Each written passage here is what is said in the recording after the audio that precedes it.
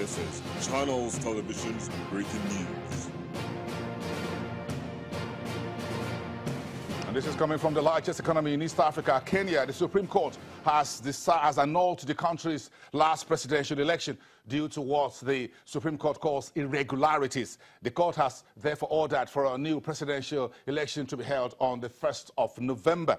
The opposition candidate in the election, Raila Odinga, had rejected the outcome of the election in which the incumbent President Uhuru Kenyatta emerged a winner.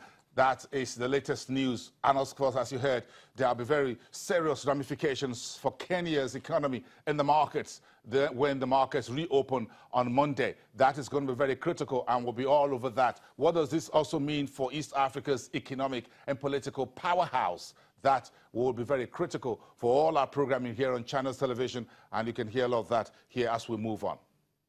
But let's move on quickly with Dr. Kachikwu, who yesterday released a podcast giving an account of what he's been doing in Nigeria's oil and gas industry since he was first appointed August 2015 as the group managing director of the National Oil Corporation called the NNPC. Then a couple of months down the line, he was also appointed a junior minister or deputy minister or minister of state for Ministry of Petroleum Resources. The president himself, of course, Muhammadu Buhari, holding the office of the oil minister. So, transiting from being the head of the NNPC to a state minister for petroleum resources, Kachikwu believes that he has achieved so much. And this is his podcast. You need to watch part of this that's been edited for you.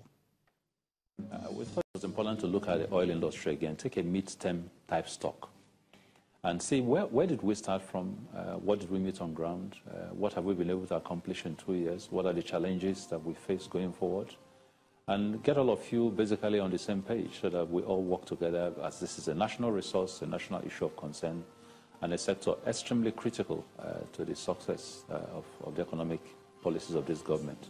When we came in 2015, last quarter of 2015, first thing that was bubbling was an OPEC NNPC.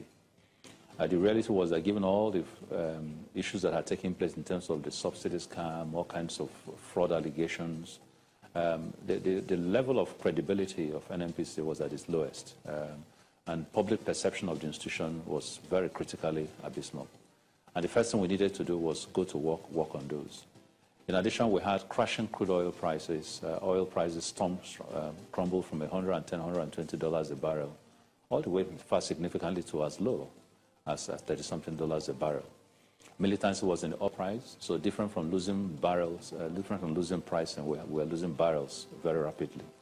There were lots of militant attacks, lots of pipeline vandalisms, and we saw oil production plummet from 2.2 million barrels to as low as 1.2 million barrels. There was an unstructured national oil company that was all over the place, and there was a need to begin to harness its own purport and purpose to a definable purpose that we can hold people responsible for. But in any case, the company itself was extremely unprofitable. We had huge subsidy challenges. Areas of unpaid subsidy challenges was crumbling the industry. We had foreign exchange challenges arising from the reduction in production and reduction in crude oil pricing, which means that the national reserve was shrinking very rapidly. Product availability was an all-time low. Queues were all over the place, and you woke up every day largely to see bundles of fuel queues all over the country, and the country was grinding to a halt. The first thing that we did was to create an NNPC's 20 fixes. What were the 20 critical things that we thought we needed to create initiatives around? Issues of cost, issues of restructuring, issues of business focus, issues of departmental independence, issues of morale. We issued over 40 podcasts over a period of 1 year, just to raise morale and get people like a clarion call action back to work. So it was a major deploy. Then, of course, the president helped us a lot by coming in to launch 7 big wins. That simple launch was basically the Bible that the oil industry was to fly with in the next 3 to 4 years.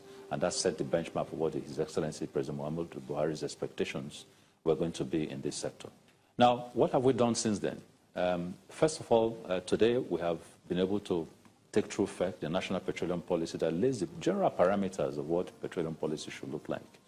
What are the things we should focus on? What are the structures that we should encourage? what are the basic principles that should obtain this industry, so that anybody who comes into this sector trying to invest understands where we're going. We also passed the National Gas Policy through FEC in June 2017, which is trying to elevate gas from being a subsidiary brother of oil to indeed a major focus area over the next couple of years, because we've long realized that Nigeria must give practical expression to the statement that Nigeria is a gas territory and not an oil territory.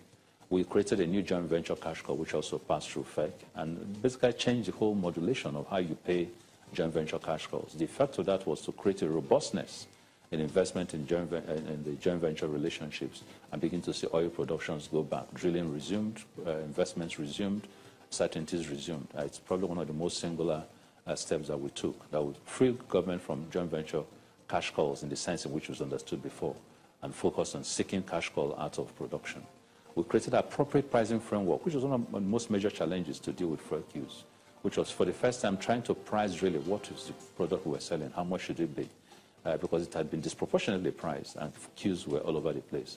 As soon as we did that, what did we see? We noticed that the queues disappeared. Until today, queues have disappeared. Consumption of refined petroleum products has tumbled from about 50 million liters a day to, in fact, an all-time low of 28, now probably around the 32, 33 million liters level.